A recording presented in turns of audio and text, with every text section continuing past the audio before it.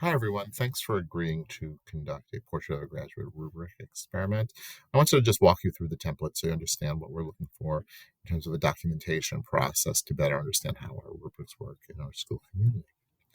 So I'm just going to use the problem solver one as my example, but they're pretty much all laid out the same way, except they're color coded and the appropriate rubric is embedded in each one. So the the doc's not super long. You put your project or learning task or whatever it is in this box. And then what is the goal, learning objective, or compelling question that you're asking the students to address? So, whichever one you feel is best that describes the work you're trying to do is what I'm looking for here. There is some additional information on compelling questions. If you'd like to look at compelling questions, that's something we're going to be focusing on moving forward. What is that meaningful, relevant question uh, or enduring issue or concern that students are examining? So this document can help if you want to look at the compelling question in a little more detail, not required, but whatever you're doing here.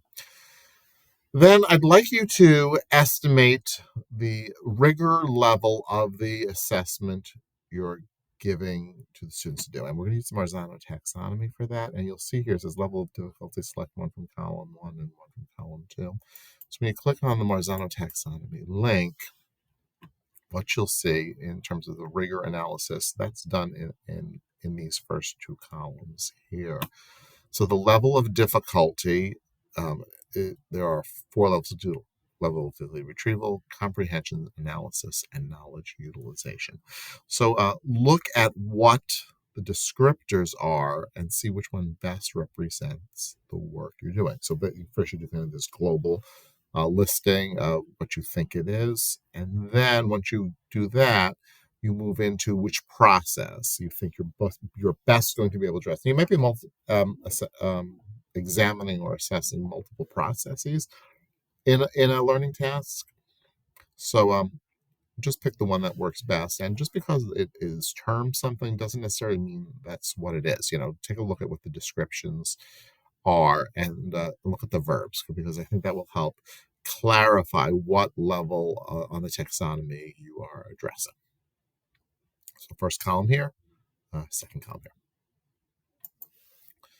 Okay, and then a description of the assessment. So you can either copy and paste your assessment or assignment or task in here.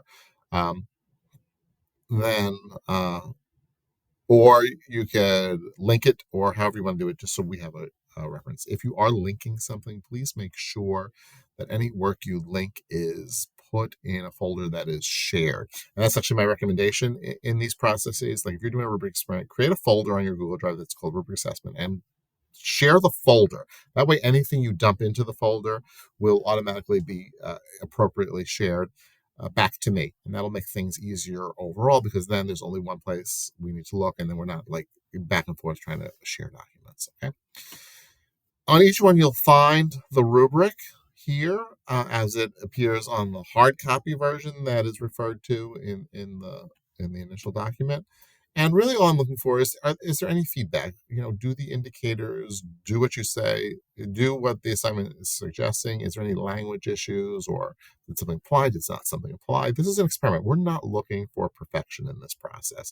We're looking to get feedback to know if what we've designed is appropriate and relevant to our kids. So please keep that frame of reference in mind, that this is not about doing a perfect experiment, but really doing an experiment to learn what our challenges and areas for growth are, more than anything else. So we're not. So if there's feedback on the rubric you get, you can highlight. You can do whatever you want. Just include any comments on the rubric there.